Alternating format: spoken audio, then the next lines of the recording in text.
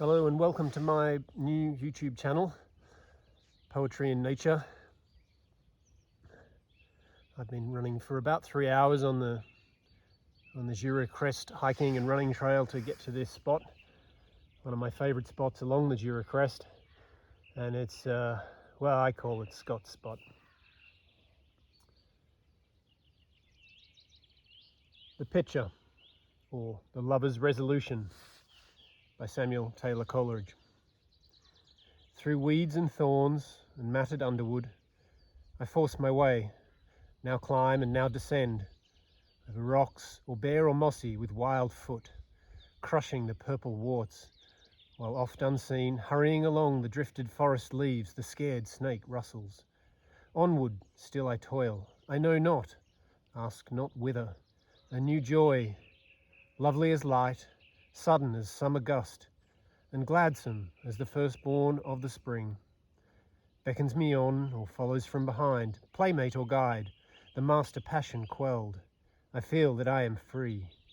With dun red bark the fir trees and the unfrequent slender oak, forth from this tangle wild of bush and brake, soar up and form a melancholy vault, higher over me, murmuring like a distant sea.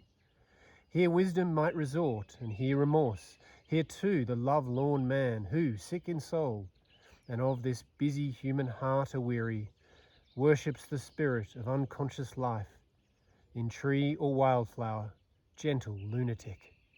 If so he might not wholly cease to be, he would far rather not be that he is, but would be something that he knows not of, in winds or waters, or among the rocks. But hence, fond wretch, breathe not contagion here, no myrtle walks are these are no groves where love dare loiter.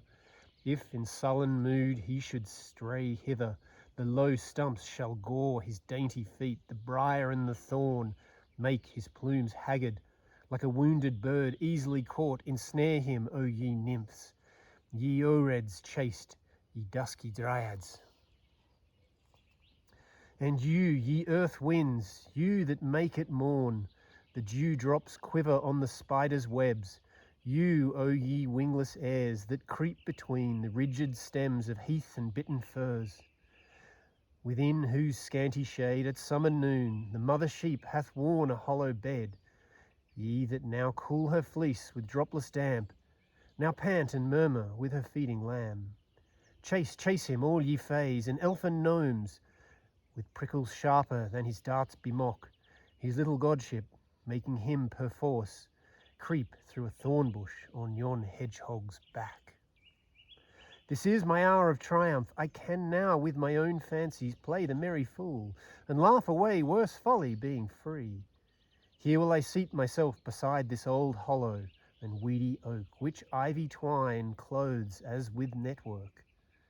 Here will I couch my limbs close by this river in this silent shade, as safe and sacred from the step of man as an invisible world, unheard, unseen, and listening only to the pebbly brook that murmurs with a dead yet tinkling sound, or to the bees that in the neighbouring trunk make honey hoards.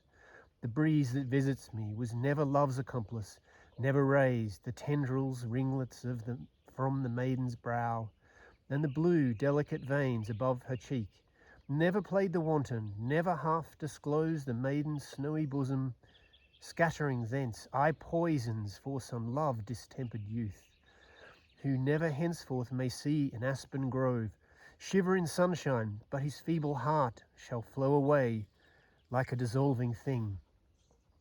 Sweet breeze, thou only, if I guess aright, liftest the feathers of the robin's breast, that swells its little breast, so full of song, singing above me on the mountain ash, and thou too, desert stream, no pool of thine, though clear as lake in latest summer eve, did ever reflect the stately virgin's robe, the face, the form divine, the downcast look, contemplative.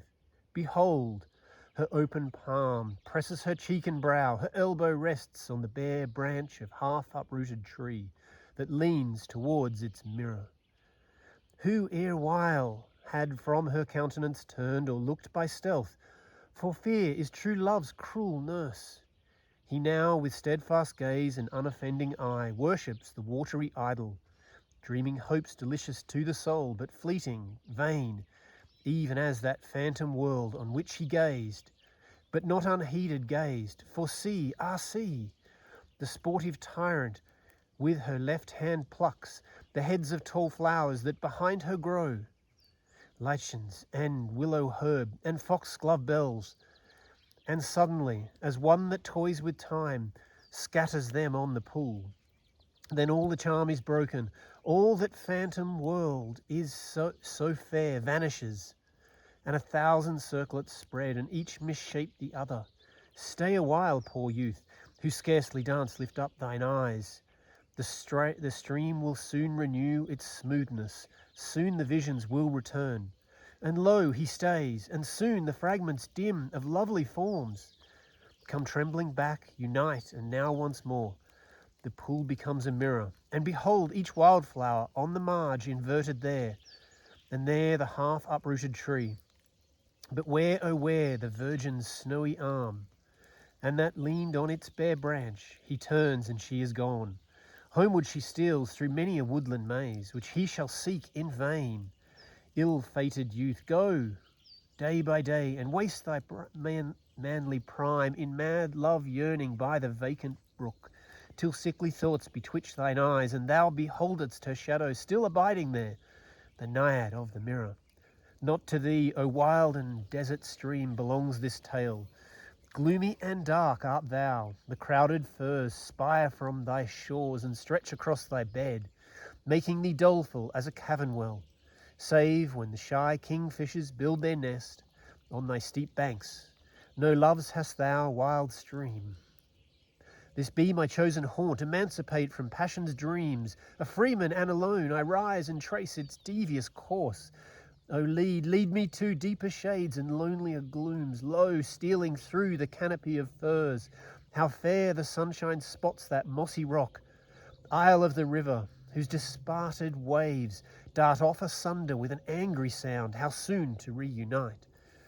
And see, they must, each in the other lost and found, and see, placeless as spirits, one soft water sun throbbing within them, heart at once and eye, with its soft neighbourhood of filmy clouds, the stains and shadings of forgotten tears, dimness overswum with lust. Such the hour of deep enjoyment, following love's brief feuds, and hark the noise of a near waterfall. I pass forth into light, I find myself beneath a weeping birch, most beautiful of forest trees, the lady of the woods. Hard by the brink of a tall, weedy rock that overbrows the cataract, how bursts the landscape on my sight.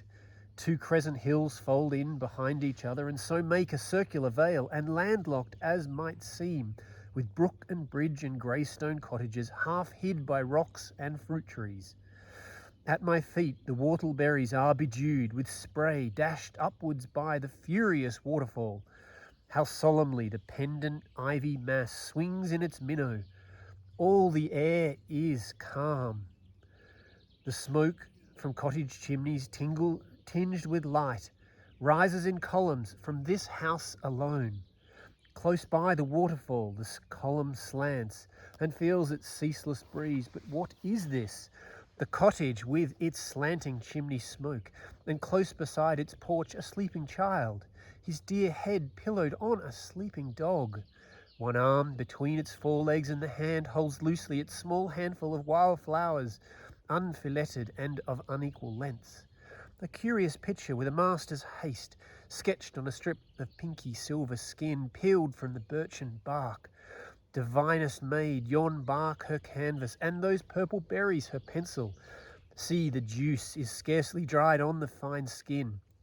She has been newly here, and lo, yon patch of heath has been her couch. The pressure still remains. O blessed couch, for this mayst thou flower early, and the sun, slanting at eve, rest bright and linger long upon thy purple bells. O Isabel, daughter of genius, stateliest of our maids, more beautiful than whom Alcaeus wooed, the lesbian woman of immortal song, O child of genius, stately, beautiful, and full of love to all save only me, and not ungentle even to me. My heart, why beats it thus? Through yonder coppice wood needs must the pathway turn that leads straight away on to her father's house. She is alone. The night draws on. Such ways are hard to hit. And fit it is I should restore this sketch, dropped unawares, no doubt. Why should I yearn to keep the relic? 'Twill but idly feed the passion that consumes me. Let me haste. The picture in my hand which she has left.